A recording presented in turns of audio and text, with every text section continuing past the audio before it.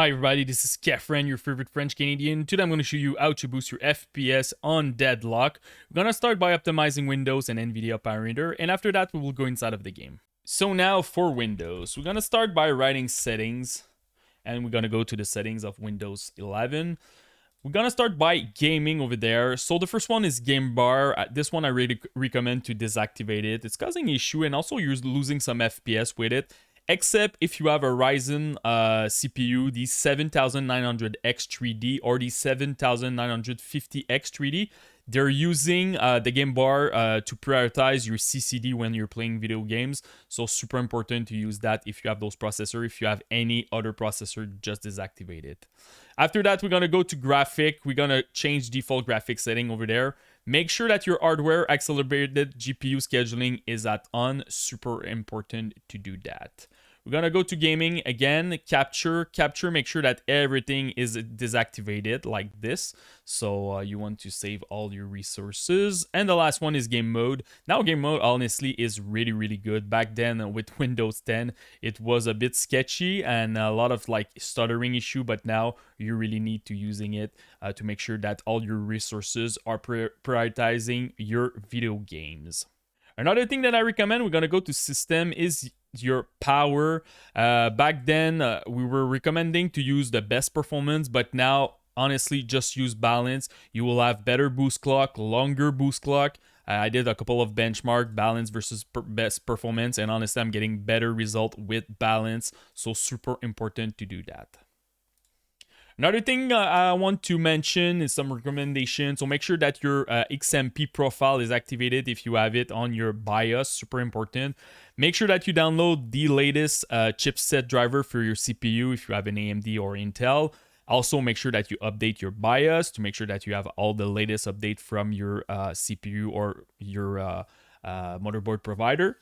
Make sure that you have your Windows update up to date. And the last one is also make sure that you have the latest driver from your GPU. So if you have an NVIDIA card, Radeon, or Intel, super important. They always push new update and they optimize a lot of stuff in it.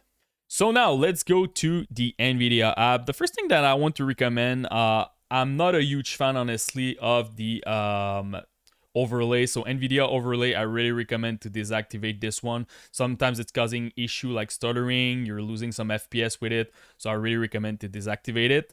Also, we're gonna go to the control panel. I'm gonna show you some optimization that you can do.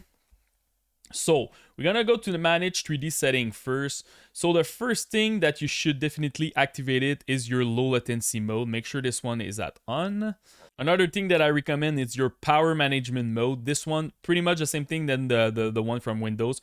Make sure that you're using normal. Don't use the maximum performance. I'm getting also better boost clock, more FPS with it. And the last one is your shader cache size. By default, your cache will be driver default like this. And normally it's 4 gig. I recommend to start with 10 if you don't have a lot of space on your computer. And if you have a lot of space, go with 100 gig. Honestly, it's a game changer for your cache size. You're going to struggle less with stuttering and also that your game need to recompile and stuff like that. If you install a lot of game, this one can be very good for you. Now let's go to change resolution. The last one, really important to make sure that first of all that you're selecting the monitor, first of all you're using the native resolution of your monitor, and also super important to have a proper refresh rate over there. By default, sometimes when you just change your monitor, it will be at 60 Hz. So depending on the type of monitor that you buy, 144, 240, make sure that you're selecting this one. This option also, you can change it on Windows or your Radeon driver if you have a Radeon card, so no problem with that. The last one is your G-Sync. If you want to activate your G-Sync, really important to select the monitor. It needs to be compatible and you will enable over there. I'm not using G-Sync me. I always unlock my FPS because I want the lowest input lag, but if you don't like those steering line, definitely activate your G-Sync over there. So now let's go back to the game. So now inside of the game, so go to video in the resolution section, make sure that you're using the custom resolution over there. So after that, just select your aspect ratio. In my case, it's 16:9. Make sure that you have your native resolution from your monitor and also the proper amount of hertz. Also, very important, use the window mode at full screen over there. Normally, when you use native resolution over there, it was locked at borderless and it adds a little bit of input lag. So that's why I recommend to go with full screen for this one. For the API, you have two different options, DirectX 11 and Vulkan. In my case, I was getting more FPS and my FPS were more consistent with Vulkan. But again, it's question of your PC. If you have an old PC 7-8 years ago, probably DirectX 11 will be better. I did test both. I don't have an higher FPS DirectX 11 versus Vulkan, but Vulkan I'm getting more stable FPS, so that's why I'm using this one. After that, we're gonna go to the rendering section, go to advanced setting over there. Right, this is a bit weird right now. You have the stretch FSR and FSR2. Honestly, FSR2 in this game is not that bad, so go FSR2. If you need FPS, go with quality. You're gonna save 8%, and the image, it looks clean, but me, I'm playing in native AA with the FSR2.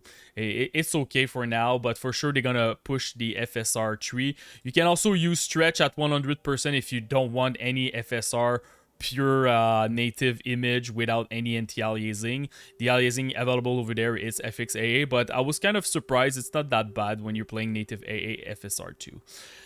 Screen space reflection, ambient occlusion, go with off. Distant field, ambient occlusion off. Texture quality, if you have more than 4 GB of VRAM, go with high. 3 GB medium, and less than 3 GB, go with low. For the rest of it, uncheck everything over there. So better visibility, more FPS. You don't want to use DV-Sync to add any input lag. You can use other technology like G-Sync and FreeSync to synchronize your GPU with your monitor to remove those tearing lines if you have them when you're playing the game. So this is pretty much it. It's kind of running smooth, honestly. I thought that I will have more FPS than this. I was kind of surprised when I put everything at maximum because the game doesn't look like crazy great or good. I was surprised, but it's running well, honestly. So if you have any questions, just comment in the YouTube section, post me your rig, CPU, GPU, and RAM. I will try to help you the best that I can. And don't forget to subscribe to the channel. Peace.